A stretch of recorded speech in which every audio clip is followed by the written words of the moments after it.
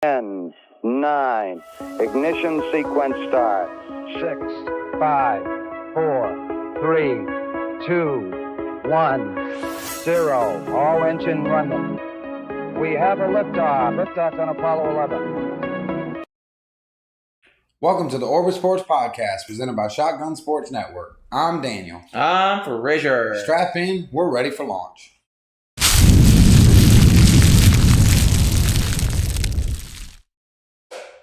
The boys in blue travel to play Inter Miami 2 this week. The game is actually played in Fort Lauderdale, which is just outside of Miami. I really enjoyed seeing the pink and the black and the white seats. I really thought those were cool, Daniel. What was your opinion on those? I really liked them. The way that it's set up, it's definitely fit for that team. Yeah. And for the Miami squad, for sure. Because they share the same colors, correct? Yeah, for those that don't know, they share the same colors as the Inter Miami, which is where Messi plays. And the same stadium as well, too, right? Yeah, the same stadium. I think the only takeaway that I really had from this game and talking about aesthetics was the Miami uniforms. I did not like them. I thought they looked like little Pepto bottles running around out there. That pink is a great color. I think they needed to change the shorts to like white or black or something. Just all pink was. I mean, I could see that. They do have alternate black uniforms that they can wear. You would think that they would just the shorts though, just the shorts. Well, it's just to break it up. It's just what the equipment person chose that week and what the team chose ultimately. So the guys just had to wear what they were chosen. But I'm sure you were glad that HCFC wasn't wearing the international orange. Thank goodness. I know I keep hearing that it's a cool uniform. I haven't got to see it in person yet, but I'm still not 100% sold on those. Not 100%. Well, that's okay because I've actually loved the orange. It's a lot brighter than an orange jumpsuit would be. Orange jumpsuit's a little bit darker. Yeah, so it's the orange. I understand that it's the astronaut orange. Yeah. Is it? I don't know. I just need to see it in person. Yeah, you have to come to a game and see it in person because it's just. I saw somebody walking with one on. I'm like, that's actually brighter than it shows on TV. TV makes things look a lot different. Yeah. It's just like I bet if you saw the pink jerseys in person, you would maybe have a different viewpoint. I don't know. I still think that one's pretty close to some Pepto pink, but they pulled it off and made it look nice. So moving into the game now.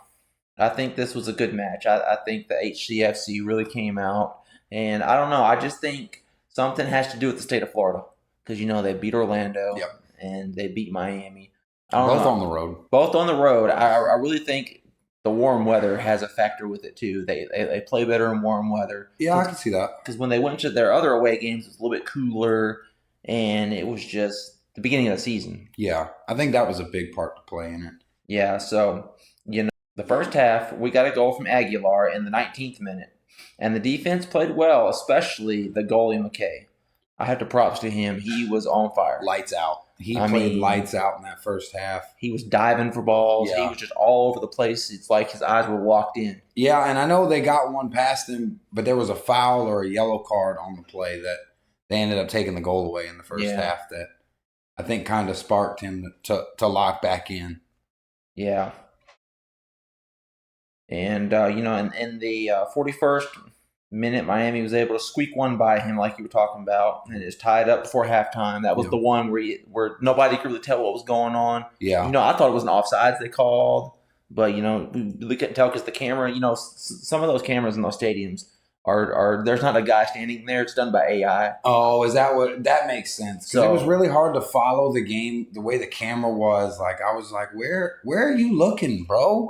They're over there. Yeah, some of those are just done by AI, and they just let the camera do itself.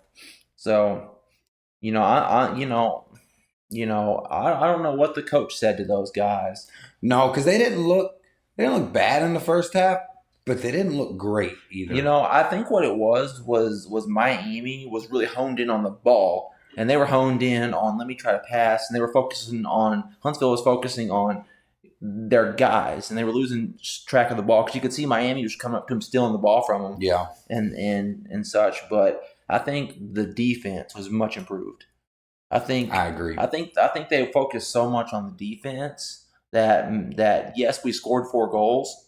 But it suffered a little bit on that offensive side. It took them a while to really get it going. I agree. I think that there were quite a few times where they were playing the person and not their zone. Yeah. And I think that was kind of some of the pressure that they had that got applied towards the goal was because of that fact. Yeah, I'm still overall impressed with what they did in this game. I mean, yeah, I think the seeing the pink Pepto kind of motivated them to really want to get a win because they've needed a win really badly. I mean, and like you said, I don't know what coach told them, but they came out in the first, I think it was just a little over 2 minutes into the second half and scored 2 goals. Yeah, they did. I mean, they came out hot and heavy and really took control of the game, especially in the second half. Yeah, I mean, Eck, he came out and scored that goal. Yeah. And then we had another one 2 minutes later from Knight. Yep. I mean, just to have that back to back is really impressive. I don't know if I could come out and do that. I mean, they came out 2 minutes into the second half, scored a goal. 2 minutes later, scored another goal. I mean, that's a lot of offensive pressure on the team. Yeah, and that puts them up 4-1 at that point. 3 to 1. Oh yeah. Yeah. Because then they had the fourth one in the 77th minute. Yeah. Yeah. That's really really impressive. With just the quality of team that they produced, I think they're on the right track to compete. I agree, and they didn't play the typical HCFC game. I know I was looking at some of the stats. They didn't pass as much. They didn't have as many corners or crosses. And I know those are all kind of key factors that you want to win those stats in those categories. But I don't know. They just found a way to continue to shoot the ball. I thought they did a great job putting the ball on the goal. It almost seemed like they were trying a new plan. Almost like they were trying to do something different just to spark the team. Well, I mean, they did get a couple new guys, and I'm sure they're trying to find a new identity. I know that Muhammad didn't play much in this game, if at all. So that was pretty interesting to see. I know he's one of our high goal scorers there. I'm interested to see what it looks like moving forward. I just think that there has to be some improvements in the corners and crosses. I mean, they got dominated in crosses at 12-3, and that's not a category typically that you can stay in and win these matches. No, but I mean, to be dominated like that on corners 7-5 and crosses 12-3, and only still allow 2 goals overall. And their passing wasn't great either. They only passed for 76%. That's a little below average from what they're used to. Well, it's almost like I said earlier, focusing on the person to person. Yeah. And Miami, you could tell was on that ball. But just to even know how these stats were down and their defense still stepped up in those key moments. But I think the MVP of the game for Huntsville has to be the goalie. Yeah, I agree. I think that another thing that helped HCFC was the fouls. They only committed 11 fouls. And Miami almost doubled them at 20. And I know they tied on yellow cards, but I feel like having those fouls and being able to get rid of that pressure, get another offensive possession, and keep pushing, I think that really helps. Having those lower fouls means they're keeping possession of that ball and they're not turning it over as much. No, and it allowed them to keep applying pressure. They had 10 shots on goal, 4 actual goals. And there were only 4 off target and 2 blocked. So, I mean, realistically, that's not a bad output. 40% of your goals went in.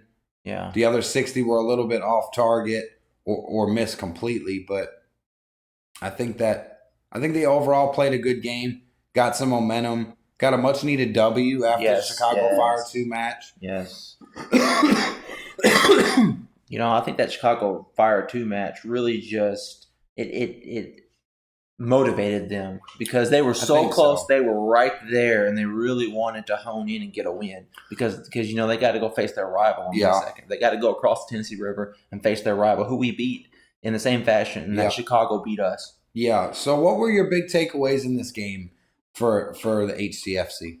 Well, like I said, their defense seemed to play better in key moments. Their goalie, he's much improved, even though he was already good when he started.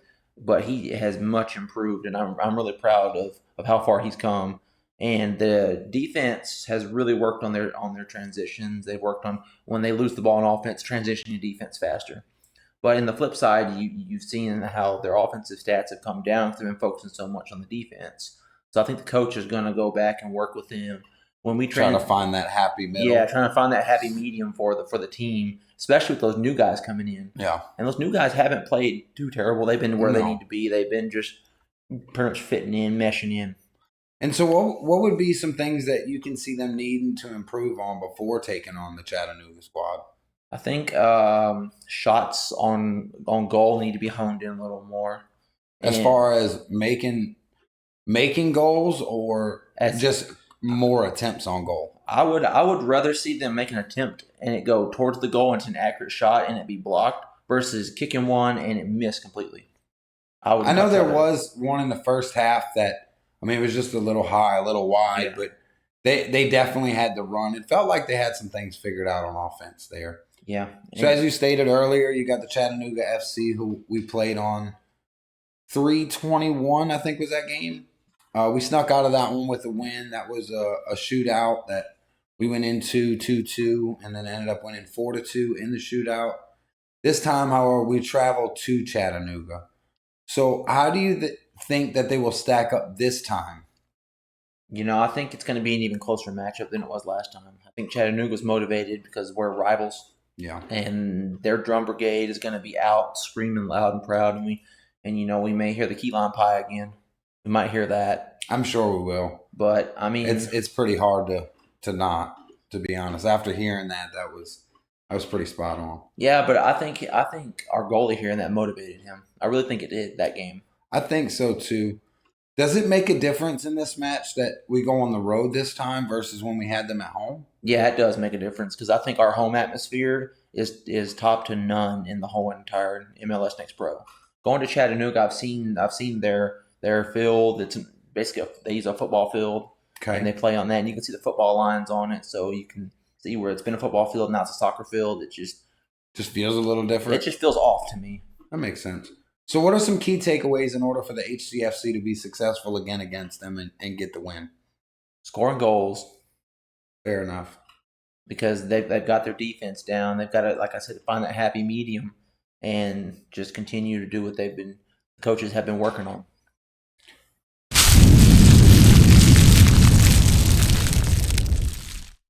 All right, so we got some minor news in the hockey department regarding the Havoc we have to touch on. Kevin Weaver-Vitale was voted to the All-Rookie team, so big shout-out and congratulations to him. Good job, on that accolade.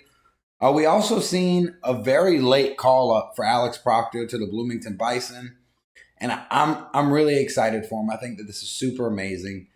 As early in his career as it is, I think that this is a good experience for him, not just for the Havoc and his career at the Havoc, but just for him in general, to get that call-up, get that confidence booster.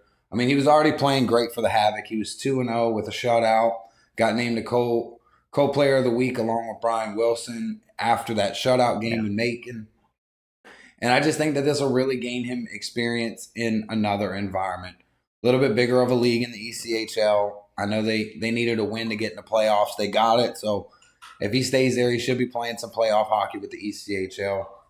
And I just think that a lot of this had to come down to how he is as a teammate. Like we talked about, banging on the boards, being in the game when he's not in between the pipes. Yeah, and he's always got a smile on his face. Always. Great personality, great guy to talk to, absolute competitor, and just wants to do whatever he can to contribute. And those are all the things that make it for greats.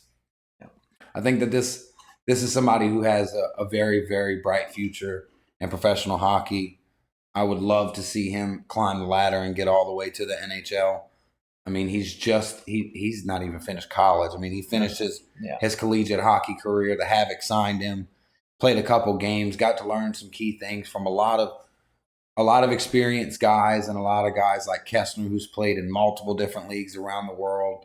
So getting that kind of experience and getting those kind of shots put on him, I think really helped him to be able to get this call up to the ECHL. I hope we get to see him on the ice and get to see the great things that he's going to do. But one thing I'm really impressed with him the most that most people don't highlight is that he listens and he takes in from listening. Yeah. And he puts that into his game and how he is. Because, like you said, he's still fresh out of college, so he's still in that learning mode. Yeah. So this is going to be a great opportunity for him to learn. I think I don't know if that's so much a college thing as much as it is a rookie thing. When you're thrown into an environment like that, in order for you to be successful, you have to learn to follow before you can lead. And I think that he has that mentality of being a leader, being able to go out on the ice and win some games. But I also think that being a leader, sometimes you have to step back and learn when to listen and when to take some advice there. Yeah, I think he's going to learn from this experience in the ECHL and bring that back down to the Havoc if he does get to come back. I think he'll be able to come back. I think this was kind of a push, but I think he should see some ice time while he's there. I think that'll be beneficial not only to him but also for the Bloomington Bisons because he truly is an amazing goalie. Well, good luck, Alex Proctor. Yes, sir. Go get him, Proctor. Shout out and congrats to Austin Alger for being named to the second team All SPHL team. I was hoping we'd get a couple of guys in there, or maybe one on the first team. One in particular that I'm pretty upset about is Josh Keshner. Yeah. I mean, he played lights out all year, scored lots of goals. I know he did go through a little stretch there where he kind of had some struggles, but at tail end of the season, the guy was lights out. Oh, he was. Absolutely lights out, scoring goals, assists, being there. Even the game in Macon where he got pretty angry in Macon and threw the gloves off for that game. Yeah, but ultimately I think they were looking for guys wanting to put on that team who were consistent throughout the whole season. I know he had some down moments, and he should have been on there. I agree with you. But I would argue that he's a better player than Glover and possibly O'Day. Yeah. Maybe not as much as Winmar just because of the stats, but I think absolutely Keshner's a better player than both of those. Yeah, but like I said, they were looking for consistency in there. But I do agree. He should have been on there. Should have been some other players that I could see from Havoc being on there. But, to me, it looked like they were showing favoritism on that a little bit. A little bit. They had a lot of Roanoke guys on there, and they had a lot of Peoria guys on there. We wait for the final awards on Coach of the Year, Defenseman of the Year, Goaltender of the Year, and Rookie of the Year. I was hoping that we may get to see some more guys up there, but I just don't know. As much as we love Brian Wilson, I think that there's a couple other goalies that were a little bit better than he was this year. I don't think we have a defenseman that really stands out to get that accolade.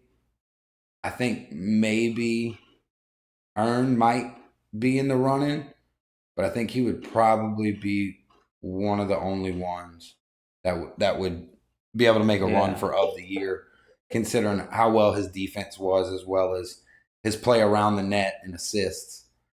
I was also really bummed that Jacob Murphy didn't get the Broadcaster of the Year. Yeah, I know. I was really shocked to who got the Broadcaster of the Year. The Macon guy is good. I will say that he is good. And maybe it's that hometown thing. I just thought Jacob Murphy was just a little bit better than all the other guys. I think that October can't get here fast enough. I know the guys are starting to travel back and get back home and get some time, enjoy the summer, see their friends and family. Probably some of them will get some golf time in. And honestly, after having our interview with Lindbergh, I've been thinking lately, how awesome would it be if we can go and play golf with some of the Havoc players or some of the other professional athletes in the area? And maybe not so much as do an interview. I think it would be fun to do an interview and kind of capture all that and just have that banter and that chit chat, get to know them as people outside of being a professional athlete. I know it's a very hard image to uphold when you have all eyes on you all the time. But we can go play golf, but I don't know how good I'm going to be on the course. Just keep drinking. That's my phrase. Regardless of how bad I shoot, I just think it would be a great time. I know, like we talk about guys like Golka, who, 4 handicap. There's no way I can keep even close with them. But just to understand not only them as a person a little bit more, but their mindset as far as how they think. Because it's not when you're a competitor like that, you don't think much different. It's always about, picturing the shot, picturing what you've got to do, visualization. So just to kind of get a little bit into their head a little bit and understand and see what they see, I think would be a whole lot of fun. Speaking of Golka, did you see the picture on the SPHL app with him in a suit? I did not. Yeah, there was somebody from that team that got picked for an award, and standing next to that lady that got picked for the award was Golka wearing a suit. Oh, that's awesome. And he actually looked really good in that suit. Yeah, I mean, he's a clean-cut guy, so I'm sure he dresses up real nice. I would love to see him come back to the Havoc next season. I think he would be a great addition to the team. I think so, too. I'm curious on what that roster is going to look like, but I'm trying not to think about it just because I will absolutely give myself ulcers trying to figure out all the different scenarios. So I've kind of started to just let the season be what it's going to be. It's over. I know they still have some playoffs going. I tune in here and there, but I mean, for me, it's now watching the NHL and watching those hockey And for all the guys that have traveled back home, we're thankful that you came out and played this season and you had the opportunity to, and we wish you all the best. And those that don't come back next season, we wish you the best in your future endeavors. Absolutely. And if we see you on another team, we won't yell, "You suck." All right, so we'll move into Trash Pandas, and the Trash Pandas had their first 6-game homestand of the season against the reigning champion, the reigning 2-time champion, back-to-back champion, Birmingham Barons. We started off on Tuesday with a loss 9-5. It was a rough game as the Trash Pandas gave up 4 in the first inning and 1 in the second inning. While they did score 2 in the first and 2 in the second, the relentless hitting of Nishida and Montgomery really proved to be the big difference makers in this game. Nishida was 2 for 2 at the plate with 2 walks, scored 4 runs, and stole 2 bases. And my biggest takeaway from this game is that man is fast. Yeah. Phew, he is shot out of the cannon stealing bags. Montgomery was 3 for 5 while scoring 2 runs and getting 2 RBIs, and those 2 alone accounted for 6 of the 9 runs. So I think when you play the Birmingham Barons now and in the future, producing those 2 outs are critical, and they're back-to-back. So would it almost be worth it to walk those guys and get the other guys out? Absolutely not. And the reason I say that is because if you walk Nishida, he's stealing second base. It's almost guaranteed. So what do you think his in the park home run speed would be? I don't know if he's got the pop for it. He bats a lot like Ichiro. I mean, it's uncanny how close it is, even down to the high leg, that high front leg pickup hold. The way he swings the bat, it's very much just a flip. He's going to take what you give him, go opposite field. He's not a very big guy, to be honest with you. I don't think he's a guy that's going to sit back on a curveball and absolutely smash it 408. I don't think he's that guy. I think he's the guy that's going to hit singles and doubles and absolutely kill you running the bags. That's just his style. And I personally understand that style. Yeah. You take what you can get, you bump balls, you play small ball, you get on bags, you steal bases. That's his style of game. So you're saying he's got the intelligence for the game? Absolutely. He will make you play your position. If third base is cheated too far to shortstop, he's putting it down the line. Third baseman's playing too deep, he's going to bump the ball. Wow. He's absolutely incredibly baseball intelligent and can have the wheels that he can be on first, a good double, and he's home. He's that kind of guy that's rare to find. He really is. He really, really is. However, the Barons poured it on, getting 9 total runs on the night. The Trash Pandas almost had a story-worthy comeback. Bases loaded, bottom of the ninth, down 4. They scored 1 to get themselves close. However, they couldn't get the Cinderella story that they were looking for and ended up losing this one 9-5. I felt like in this game that the Trash Pandas pitching was really the shot in the foot. They seemed to struggle to get out of situations, and the amount of walks that they gave up definitely didn't help, especially when you start talking about the Barons' bats being hot on this night. The pitching staff gave up 2 homers and 3 doubles. That's a lot of runs. Yeah, that's too many in my opinion. And the Barons did really well hitting. They hit with 7 of 14 with runners in scoring position. However, the Trash Pandas did give them a good stat in making them strand 8 runners on base.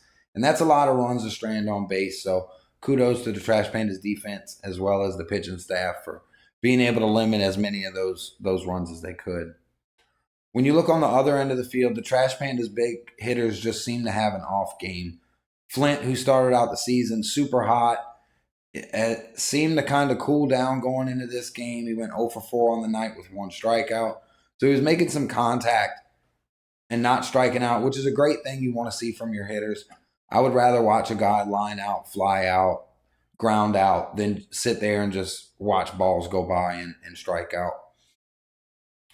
However, when you got a guy like Meckler who's coming into this game hotter than Middle Earth. I mean, this guy has just been lights out. Went 2 for 4 on the night with a walk and an RBI and scored a run himself. So he alone totaled for 2 of the 5 runs on the night. Rodriguez is another guy who had 4 walks on the night with 2 RBIs and only 1 at-bat, technically, because the walks don't really count. Yeah. So I think that's pretty funny to get some RBIs with 1 at-bat he didn't even get a hit. So do you think the pitching for the Barons was a little off that game? Yes. Yes, and it's because this left-hander that they have, I think that he needs a little bit more time in the system. I was sitting in the booth for this game, and I can see his pitches. I was able to pick up on his fastball and his changeup. His whole delivery changes. He gets very, his fastball's here, but then when he throws that changeup, he gets really long and he slows his motion down. It's a very tellable, this is a changeup. And I think that's something that he needs to work on to be a more dominant pitcher. It was definitely some things to work on for him. Yeah, so you're saying it's almost like he was throwing in slow motion and the players. I was able to pick it up in the booth and change up, curveball, fastball. So I'm in the booth. I'm not even at the plate or watched any tape or have any stats on him, and I could see it. So I know that the Trash Pandas could see it as well. I just think it's one of those things. It wasn't their night, and it happens. Yeah, it does.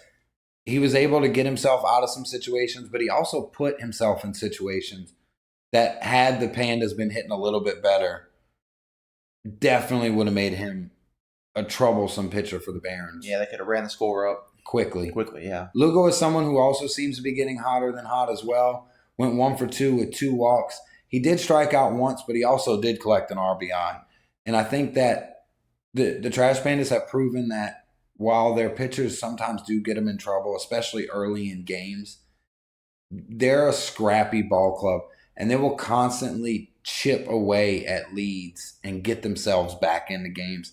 And I think that that's a great attitude to have in your ball club. Yeah, I've noticed they're not afraid to swing at it. They're really not. They're not, and I think the huge stat here for the Pandas was going 0 for 7 with runners in scoring position and stranding 7. I know that Lugo got himself a double in his lone hit of the night, and Meckler got a home run. And to be honest, these two seem to be exactly what the Trash Pandas need to spark that lineup, get some of those guys talking.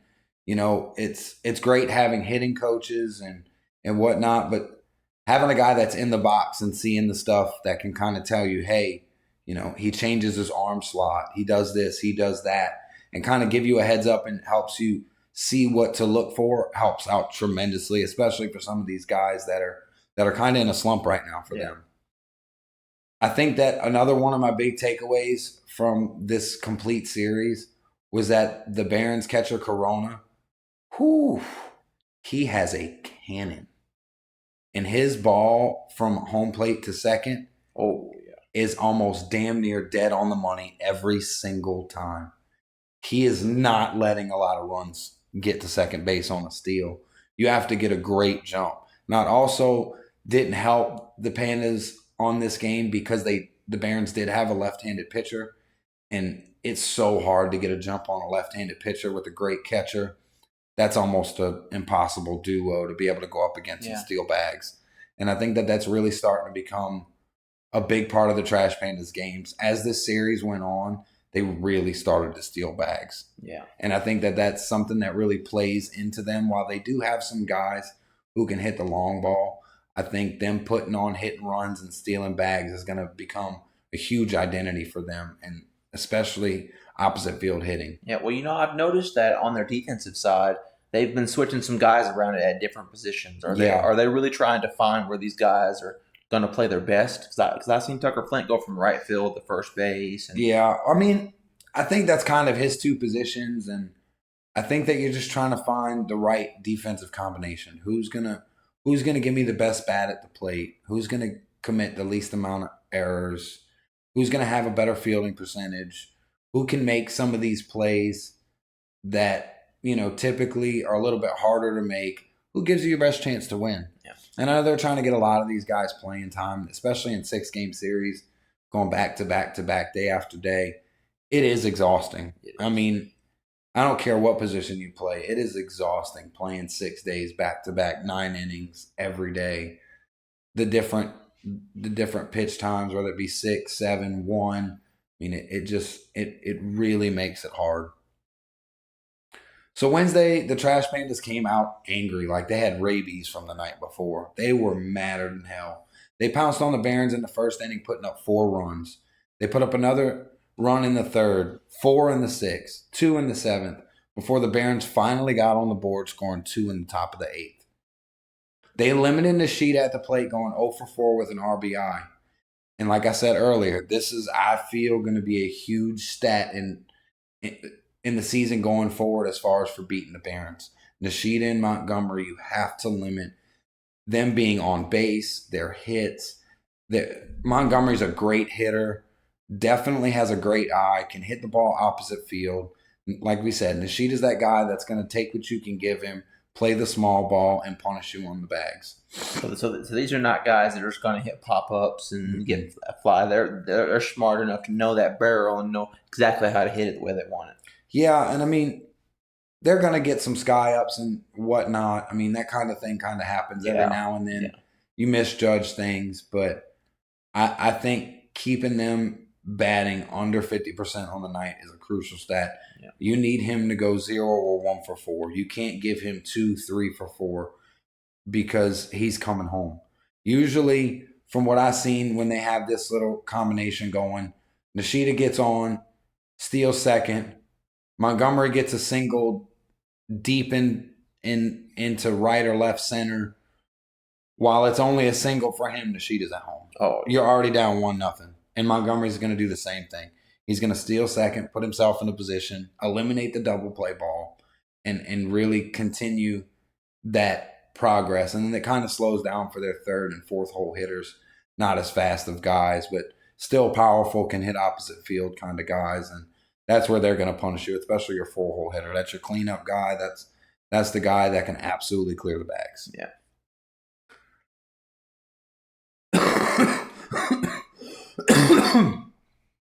Montgomery went 1 for 2 with a walk and an RBI, and that makes up all the runs for Barons on the night. So again, like I told you, these two guys are every bit of 50+% of their runs for the Barons, just these two guys alone. And obviously it takes more guys kind of hitting and getting them in, but the fact that they can contribute for so much of their offense speaks volumes into if you can limit them, you can win ball games. So can you see these guys getting called up, or do you think the Barons need them to stay? I think the Barons want them to stay. I think Nishida could definitely be called up. Montgomery as well. I think that you could see him in AAA ball. I think Nishida you can definitely see. I know he didn't play a couple of the games towards the end of the series, and I didn't really find out why, if he was injured or just taking a rest. I was unsure, but I definitely want to see more of that guy play. I mean, he really is a lot of fun to watch, even if he is on the opposing team. And on that Wednesday game, I saw some images from the crowd and just all the kids that came out for the Education Day. That was really cool to get that field trip for the kids. Yeah. And I just think the Trash Pandas just really love day games. I really think they just thrive in those day games. Yeah, I think so. I think it could be somewhat of a crowd thing. It's a lot easier to play sometimes when you're struggling and it's quiet, and sometimes allowing that noise to creep in gets kind of hard. But when you look at the stats on this day game, they did a much better job of squaring up the baseball. Calabrese goes 2 for 4 at the plate with a walk, getting himself 3 RBIs and scoring 3 runs. Huge night for him, accounting for 6 runs in the ball game total. And I think the other big star of this game was Ben Goebel, going 4 for 5, scoring run, but getting 4 RBIs. So these are 2 hitters that got themselves 7 of the 11 runs on RBIs. Collectively as a team, the Trash Pandas were 6 for 14 with runners in scoring position, left 9 on base. But they also hit 2 home runs and 3 doubles. I think one of the hard things to see was Matt McCroskey really struggling at the plate, going 1 for 5 with 1 run and a strikeout. And I will say that as a team collectively, only seeing yourself strike out 6 times at the plate is huge. I think that shows just how much these guys are swinging the bat. They're putting the ball in play. And it's nice to see the guys hit the ball, even if it is just that someone ground out, fly out, line out.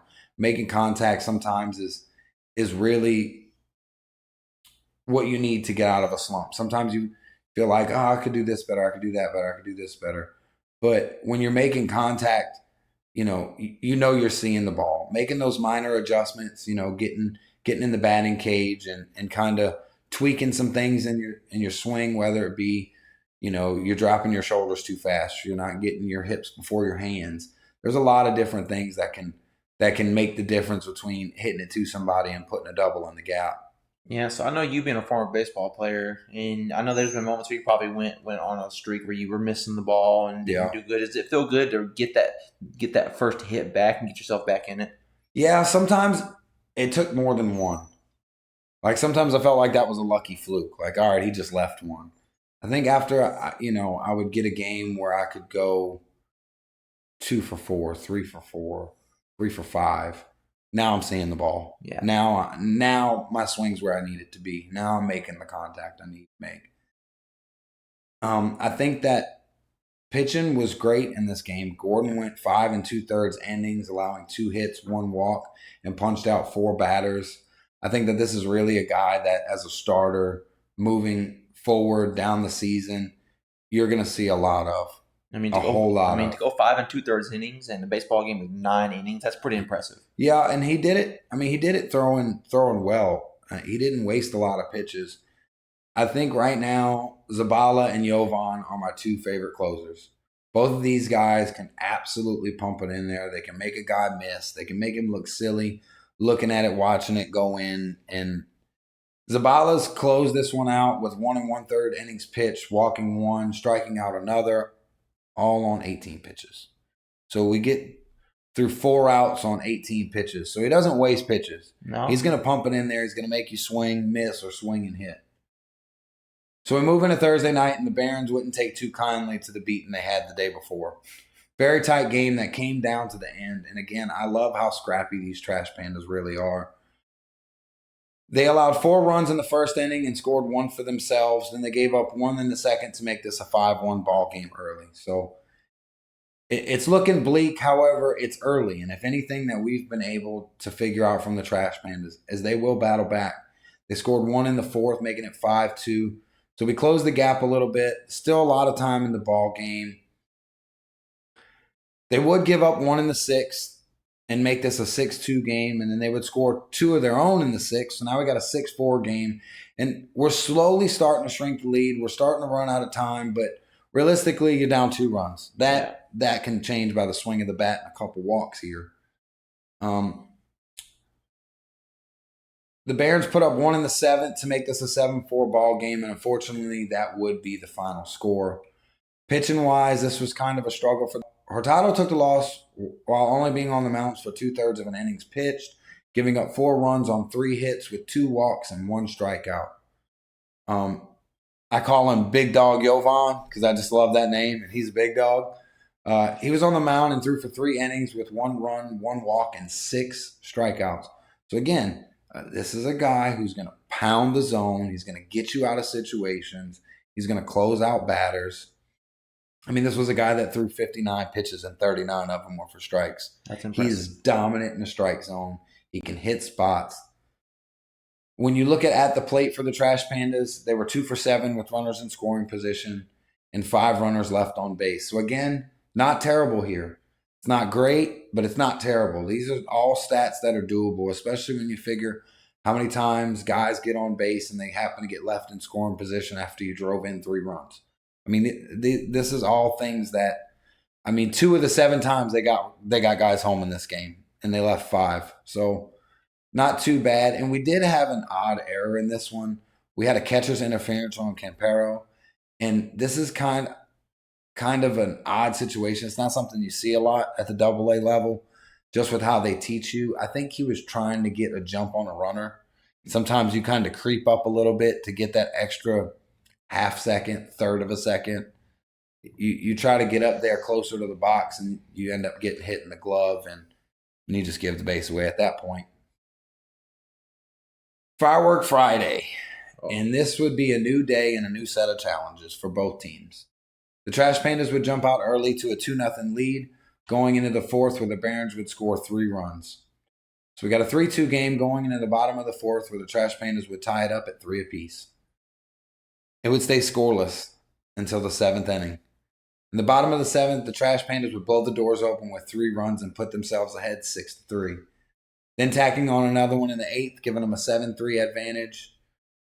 However, the scary part about this for me is we've seen the Pandas, especially the Knoxville series, Yes. be up going into these games later in the game and lose the game in the 8th and 9th innings. I don't think that was the case. The Barons would score 1 in the 8th and make this one 7-4, and that would be your final score of the game. Jay Gonzalez would throw a tremendous outing. He threw 6 innings, giving up 3 runs on 7 hits, no walks, 2 home runs, and 6 strikeouts. He hurled at 24 batters, threw 90 pitches, 63 of them going for strikes. So I think that was a big difference maker for him on the bump, was dominating the strike zone, hitting his spots. And I think that I would like to see a lot more from him. I think it might have been something where he kind of got left out of there a little too long. And I don't know what his normal pitch count is either to say that, but 90 is a lot. That's a lot of pitches, especially when you're talking 6 innings. Usually 90 pitches, you're working 7, 8. So I think that kind of got tired a little bit there towards the end. Victor would come in behind him and get the W, throwing 2 innings, give up 1 hit, no runs, and 3 strikeouts. And then finally, my other favorite, Zabala, would come in and close it out, threw 1 inning, giving up 1 run on 3 hits, 1 walk, 1 strikeout, and faced 7 batters. You know, it seems like the Trash Pandas, when they find that one pitcher that can really get them going, I think they leave them out there as long as they can. Yeah. And then they put them into relief for a little bit until they really put their closer in to finish the game off. Yeah, I mean, it really depends on how many innings your starter can go, how many he can give you. And sometimes it's not their day and they can only give you a few. And then you've got other games where your starter's all the way there and he can give you 6 or 7. I think a lot of it comes down to is some of these guys pitch more than once a weekend. Yeah. Some of these guys are pitching once and then filling in relief in 2 or 3 other games. Yeah, but the pitch count being up to 90 tells me the Barons are making him pitch. Yeah. They're standing in the box, they're swinging at it, they're getting foul balls, they're taking some of his balls that he's not throwing as much, but they're making him work. And it depends on your ump too. Hitting and finding his strike zone can be hard sometimes, especially trying to figure out where's the line. Where are you going to call balls versus strikes, and how close can I get to that line to fool you and a batter? Meckler stayed pretty hot in this one, getting 2 hits and a walk and 5 at-bats while also driving in 1 RBI. Campero is a great catcher defensively, but I think he's struggling at the plate some here. His batting average is under 200. I mean, he's really struggling at the plate. I would love to see him get hot and kind of figure out some things here. Campero went 0 for 5 in this one. Cole, right? Because it's goal with a C. Cole continues to hit the ball well, and that is another person that has really started to turn the corner as far as hitting goes. He went 2 for 4 with an RBI and 2 strikeouts. And Flint was a guy who kind of really started getting hot, considering how he started the season. It was super hot, and he kind of fell off a little bit there. But this was a guy who really dominated in this one. He was red hot, going 3 for 4 with 1 strikeout, 2 RBIs, and scoring a run himself. But he also dominated the base pass. I mean, he stole 3 bases in this game alone, giving him 5 on the year. And I know that for him, getting out of that slump is probably one of the greatest feelings in the world. It's super hard mentally when you just can't put everything together. You could be playing great defensively. You're seeing the ball well, but you're just not barreling it well, or you're getting a lot of fly outs and strikeouts and ground outs. And it's just, gosh, when is a day going to be my day? Yeah. And he finally started having himself a day here. But the way he got out of that slump was impressive. Yeah. Just some of the things he did to get out of that slump, most people probably wouldn't do it in that fashion. He put the work in. Yeah. He definitely put the work in the batting cages, and even surprisingly with a lot of these clubs, and as technology keeps progressing, VR is a very big thing now as far as being able to see the ball come in and getting the hips rotating and kind of warming your mind up for what you're going to see. And when you get out of that slump, it feels like everything slows down. It's really crazy. I think that when everything starts to slow down is when you're playing your best. And 93 looks like 85. And I know it sounds crazy, but that 8 mile an hour makes a huge difference as far as being able to barrel up a ball and getting out in front of an inside pitch versus letting it get too far in on your hands, or getting too far in front of an outside pitch instead of letting it get further into the plate. And these are all things that make huge differences in batting averages. And when you have that kind of confidence walking into the batter's box, it really helps. The Trash Pandas were 5 for 16 with runners in scoring position and only left 9 on base. Saturday, they ended up calling this game a complete washout pretty much before it started. They didn't even want to take a chance. They kept the field covered with the line of storms that we had moving in. They did do the fireworks, though, at least. Yeah, they said they were going to do the fireworks, but I don't know who was there to watch them. Yeah, I wasn't going for that one. Yeah, I wasn't going for that either. So they scheduled the Saturday game to be played after the Sunday game, and then made both games 7-inning games, which I thought was kind of crazy. But because of the way that the MILB and MLB rules are, is that when you have a designated pitch time like they do, Sunday was a 105 pitch time. Sunday's game starts at 105. So the only way that you're able to do that is if you played the game before. And it's really hard to do that, to ask people to come in at 10 a.m. to get a game in, to give you enough time to clear the stadium for a 105. And the cool thing that the Trash Pandas did is that if you had a Sunday game ticket, you got to watch the Saturday game for free. You got to keep your same seat, and whoever had a Saturday ticket, you were able to trade it in and get a new ticket. Yeah. Or use it for another game. I noticed that first game was packed. Just watching it on the... It was. Just watching on the TV, it was packed. It really was. I mean, it started off just a little bit chilly. The winds were really whipping around, but I think the winds kind of calmed down some. The sun came out a whole lot, and it was an absolutely gorgeous day out there. The Sunday game, I was unsure how this one would go with the wind swirling the way it did. It was blowing left to right and kind of in, and then it was blowing straight out of center, and then it was blowing right to left but out, and left to right and out. It was all over the place. So I was kind of unsure how this would go, especially with the way the Barons had been hitting and being able to get some of their long balls they've been able to get over this weekend. And the Barons would get on the scoring train early, getting 2 on the board in the bottom of the ninth, in the bottom of the first, and 2 in the third inning. The Trash Pandas did respond with 2 in the second and 1 in the bottom of the third, so they were able to keep it close. We've got a 1-score game in a short contest. However, the Barons would make it a 2-run game when they scored 1 run in the 5th inning and would blow the doors off in the 6th inning, scoring 3 runs. And the Trash Pandas again continued to battle, scored 1 in the bottom of the 6th. However, it wasn't enough. The Trash Pandas ended up losing this one 8-4. Osmond would get on the mound for the Trash Pandas in this one. He threw 4 2/3 innings, giving up 5 runs on 6 hits while also recording 5 strikeouts. But considering he threw 88 pitches, only having 2 walks and a home run, 54 of his pitches going for strikes. Again, not terrible stats, not bad stuff. I think the Barons were just really able to see his pitches and put a barrel on it. I don't think that he did anything wrong per se. Hitting wise, the Trash Pandas didn't give their pitchers a lot of help. In this one, they struck out 5 times and only got 6 hits and scored 4 runs. I mean, you kind of want all of those numbers to flip around. You'd like 4 strikeouts, 5 runs or 6 runs and 5 hits. Nick Rodriguez would lead the pack for the Trash Pandas with 2 RBIs.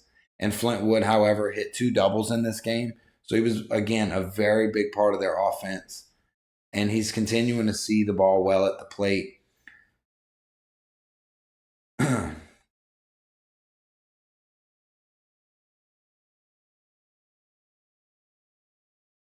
Just as his bat would strike like lightning, so did his base running, giving himself his 6th stolen bag of the year.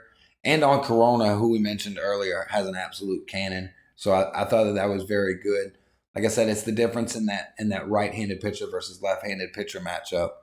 Being able to get that first jump and really get a head start on Corona before he even gets the ball. The Trash Pandas would leave only 6 on base and go 3 for 10 with runners in scoring position. I find it impressive that we're this early in the season, and he already has his 6th stolen bag. Yeah.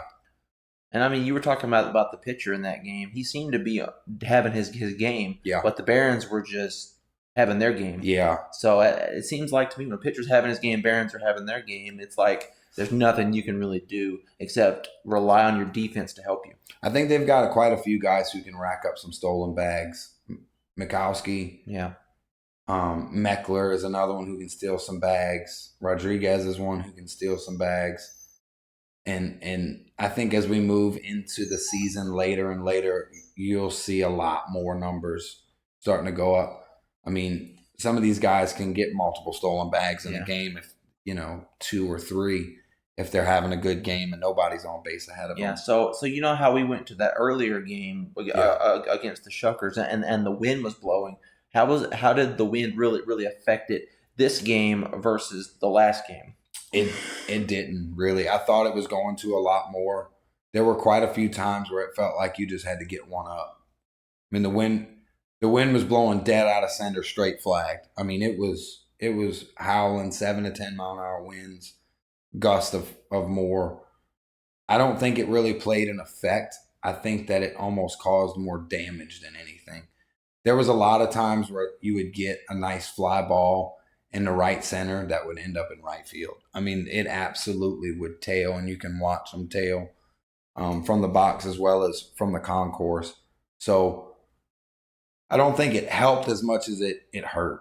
I think it knocked down some balls. I don't think it really helped get any out of the park on this one. Because I know in that last one they would hit them and it was just flying. Yeah, and with it being cooler like that too, it makes it harder to get it out of the ballpark because the air's a lot more dense than the cold air. It doesn't have that. You can't cut through it as easy as you can warm air. So we'll move into the game, the makeup game for Saturday. And I felt like this was a very big, much-needed win for the Trash Pandas. That way they could split the series with the Barons. And this was really a fast-paced game. This was really a fast-paced game and a pitcher's duel, from the start.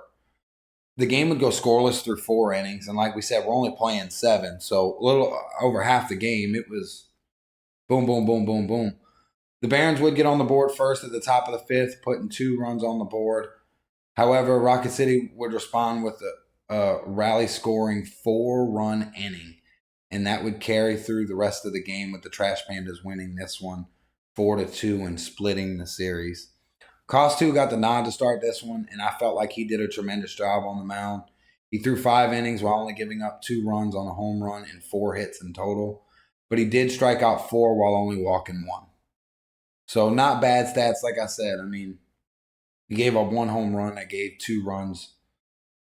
And only 4 hits on the game for your your 5 innings. I mean, you threw a lot in this game. Closing this one out was Garcia, and he would toss the final 2 innings, giving up 0 runs and 0 hits with no walks, and struck out 3. I think that this is a guy to definitely keep our eye on. He has one of the lower ERAs on the team with a 5.63. I think that this is a guy who can close out a lot more games and could possibly be a little bit more of a middle relief pitcher, kind of get you, 3-4 innings to get you to that closer of Jovan or Sabala. Batting wise, Meckler was definitely the star of the game at the plate. He went 1 for 2 with a home run and 2 RBIs. He walked once and struck out once. But I think another guy who played some quality ball in this one was Matt McCroskey. In his 2 plate appearances, he got 1 hit with 1 RBI, giving him his 7th on the season and scoring a run himself. He did pick up his 3rd stolen base of the season, but he also played some really solid defense. There were a couple very hard hit, high line drives that he went up and got, and really was crucial in ending innings and stopping the Barons from putting themselves in scoring position. I think, as we spoke on earlier, Campero and Roddy Rodriguez are 2 guys who continue to struggle at the plate for the Trash Pandas. Both are averaging well under 200 along with Mershon and McCroskey. So I think that's why this was such a big game for him and kind of getting back in the right direction and moving forward. I think these are all 4 guys that need to get more confidence in the plate.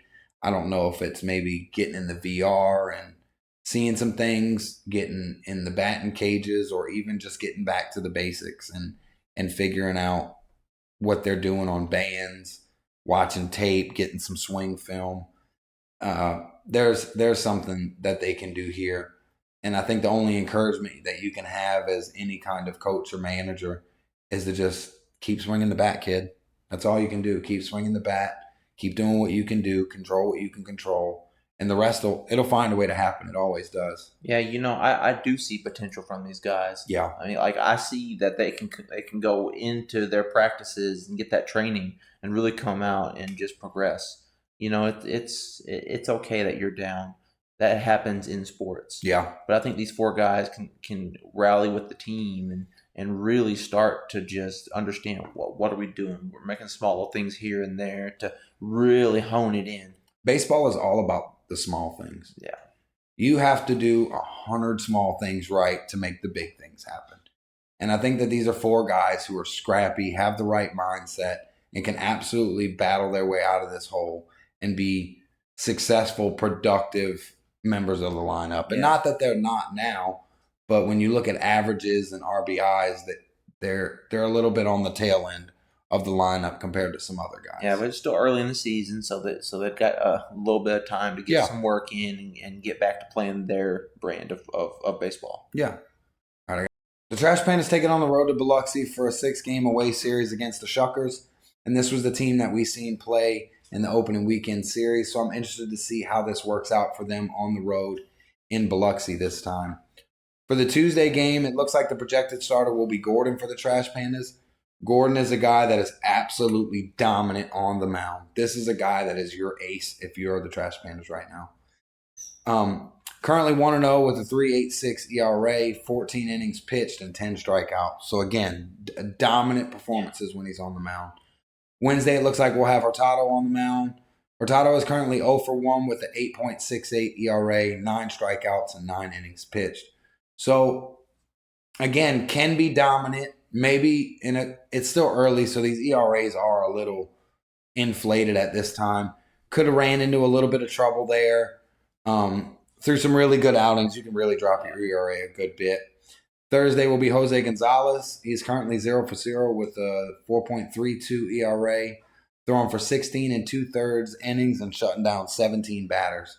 So another dominant guy that I'd really like to see how the season progresses. So far, you've got 2 pretty dominant pitchers that I feel are going to be great for them this year. Friday, you will see Osmond take the mound. Osmond is unfortunately 0-2 with 11.81 ERA to date.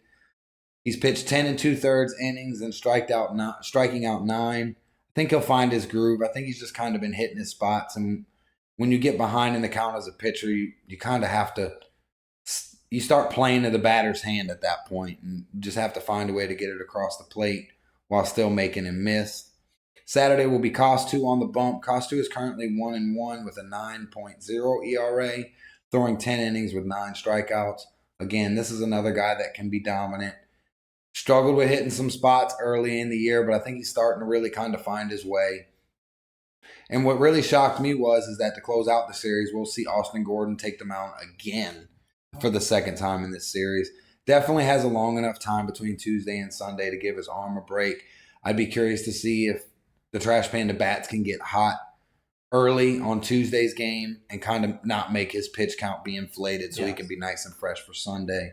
So, why would a team do that, play a pitcher twice in a series? Your rotation. Oh, okay. It could be the rotation. They could have some guys hurt. It could be just getting them a little bit of extra work. If I had to guess, Sunday will probably be a bullpen. Either Sunday or Tuesday will be a bullpen day. He'll go out, he'll throw a couple innings. Another guy will come out, throw a couple innings. Judging by what I've seen, usually that's their Tuesday rotation, is a lot of the bullpen guys getting a lot of work and kind of working their way in and out of situations there. But I think that this is a pitcher that, as we move later on into the season, the Trash Pandas are going to rely heavily on. I think he's definitely the ace there. Great stuff. Accurate ball placement. Likes to paint the sides of the plate and hit his spots and really makes a hitter guess. And that helps limit a lot of the big hitting opportunities for other clubs. It's hard to hit. It's hard to really tee off on a ball and put everything you got on it when you don't know if it's a ball or a strike because it's just on the outside of that zone. The Trash Pandas will then return home for a 6-game homestand against the Knoxville Smokies on April 28th. Please remember that all home and away games can be watched on Bally Sports, so tune in and see what the Rocket City Trash Panda team brings to the plate. Whether they're home or away, you can catch the games there at Bally Sports and make your seat at the house the best seat in the house. As we look at the standings, the Trash Pandas are in third place of the Southern League North Division. They're behind Chattanooga, who is, again, running away with it at 12-3. Knoxville's 8-7, and the Trash Pandas are 7-8. And they're also heading to play Biloxi, who is 7-8. So we got a 7-8 matchup here. Should be really interesting. It was a really good series when we got to watch them the first time. So I'm curious to see how they can put some things together. I know it was hard on them making the away trip to Knoxville. So I'm hoping maybe they could shake that little bit off for that. Currently, the Trash Pandas are 5 games back, while Biloxi is only 2 games back in the North Division from the Columbus team, who sits at 9-6. The early takeaway from this is that the North Division is definitely a stronger division. The South Division has some work to do with the bottom side, with Montgomery and Pensacola being 5-9. Not that it's that far off from the Trash Pandas or the Barons and how they sit, but if things don't turn around soon, it can really start looking lopsided. Well, Frazier, that does it for the Trash Pandas. You got anything else you want to add this week? Yeah, I do want to highlight their jerseys from Sunday. The autism jerseys? Autism jerseys. I think that was really great calls and what they were trying to show and bring out to light. Yeah, they were really cool jerseys. I think those are my favorite jerseys of the season so far. And I think when they do the Tuesday games with the dogs, that's my favorite too. Yeah, the tail wagging dogs. The Tito's tail wagging Tuesdays. And I'm not sure how much money that the jerseys raised and they did them for auction, but I didn't hear. But I'm sure it went to that great cause and really put money where there really hasn't been a lot of funds for that. And I'm just thankful that our team was able to shine a light on autism. Yeah, absolutely. All right. Well, until next week, stay strapped in. We're in orbit.